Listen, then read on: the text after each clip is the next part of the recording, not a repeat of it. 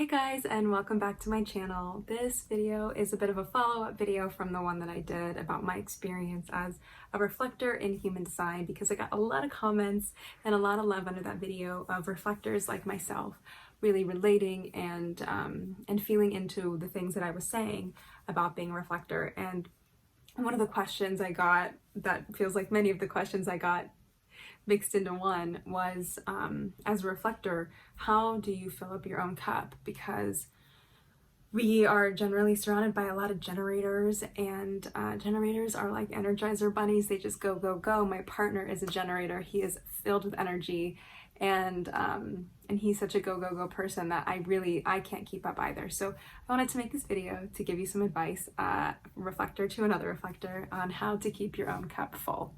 So the first piece of advice that I want to offer you on how to keep your cup full as a reflector is to have some sort of morning and night routine alone. So you cannot skimp on having these routines. These routines will offer you so much balance in your life and some sort of consistency that keeps your energy in your own energy. So have like slow mornings and slow nights, but never just jump into a work day or just fall asleep because you're exhausted. You need that sort of like wind up and wind down from the day.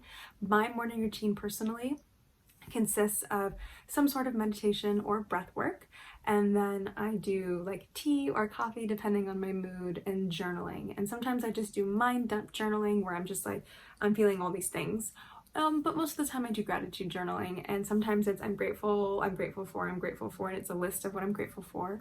And sometimes it's actually just, dear universe, I surrender to you, I'm in your hands, I sit back and receive, and that sort of journaling. And I find that that really helps me gather my thoughts into one place so that I'm not feeling overwhelmed, because overwhelm is usually us thinking too far into the future, too far into the past, too far into all the things, but not actually being present in the moment, which leads me to the next thing, which is being present in the moment. So taking each moment with stride, but also setting some really strong boundaries for yourself. So I have let people in my life know I'm a reflector in human design. If you don't know what that is, it's this essentially, but I get really burned out really quickly and I don't really last very long. I don't have like a long stamina for nighttime things. So if ever I need to just like get up and excuse myself, I will do that. And usually people are pretty okay with it.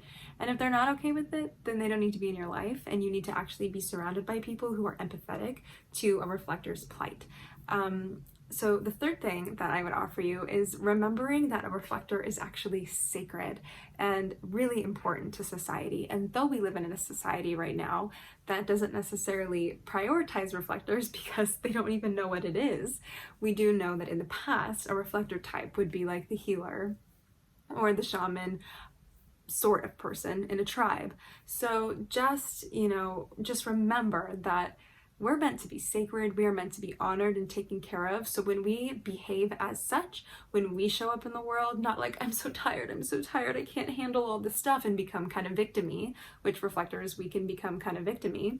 We're actually in our power about it. Like, no, I am this like sacred, special being that is meant to be looked after and taken care of. So if you don't look after me and take care of me, you don't really get to be in my life.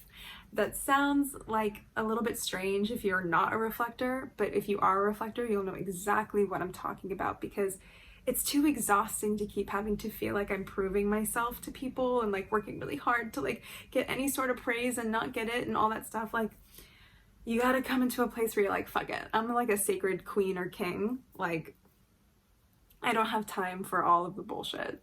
You kind of have to have that attitude. So the next thing that I would offer you, I don't remember if we're on 3 or 4. So the next thing that I would offer you is that as reflectors, we also reflect the beautiful things happening in the world. So shift your focus, because our minds are very powerful. You know, like being a reflector is similar to being a Libra, you know, like even though it's a little bit different, it all comes from like an astrological thought process. So as much as I am a Libra, and a Pisces rising and a Leo moon and all the things, and my Venus is in Libra and all that, like my whole chart, as much as I am all of that, I am also Taylor, and I come with my own unique sense of traits and abilities and conditioning and all of it, and my mind is incredibly powerful. I can literally manifest or create whatever reality I choose because I choose to live that way.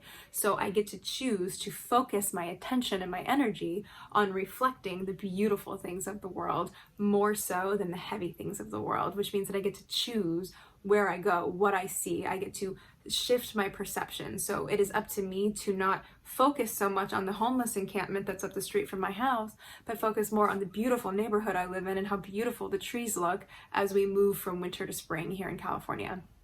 So it really is all about perception. It really is all about mindset and what we choose to create for ourselves. No doubt, reflectors, we are fucking tired. We are tired, we need rest, we need rejuvenation, but I want you to like enter any sort of social situation as sacred and reflect what's beautiful about it instead of focusing on what makes you feel like a victim, what makes you feel exhausted, all of that stuff.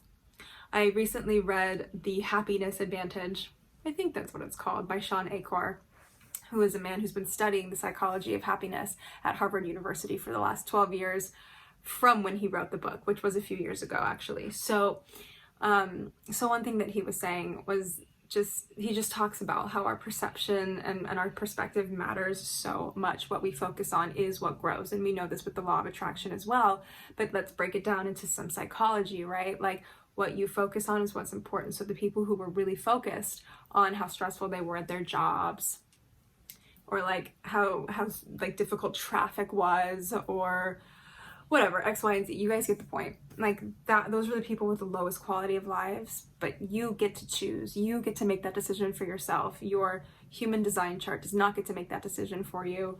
You are strong enough and powerful enough as a human being on your own. I don't care if they say that you don't have defined centers. I don't have defined centers. Though there's truth in that, it's also just not really true because I'm Taylor. I come with my own set of beliefs and values and perceptions. So, and conditioning, like I get to make these decisions for my damn self. And that's an empowering thought. I may not have defined energy centers, but I am defined enough for me. I am defined enough for me. And I want to encourage you guys to come into that space as well of being defined enough for you, because no one's going to do it for you.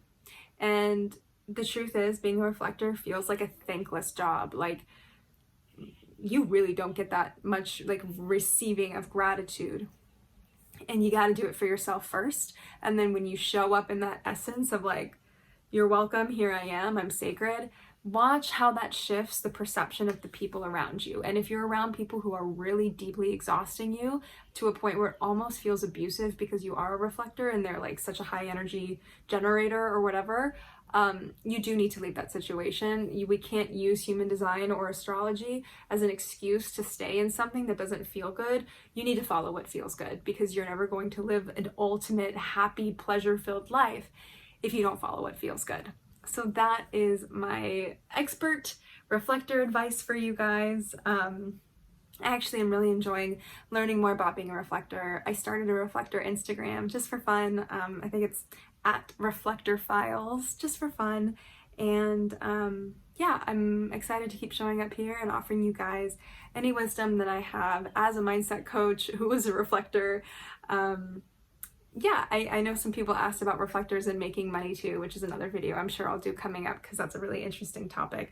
It's definitely possible. Reflectors can make money. We're not victims to our circumstances, and everything that we have going on for us, we get to use for us.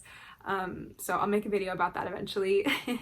But that's it for this one, guys. If you liked it, please comment below. Let me know what you thought, because I love talking to you, my fellow reflectors.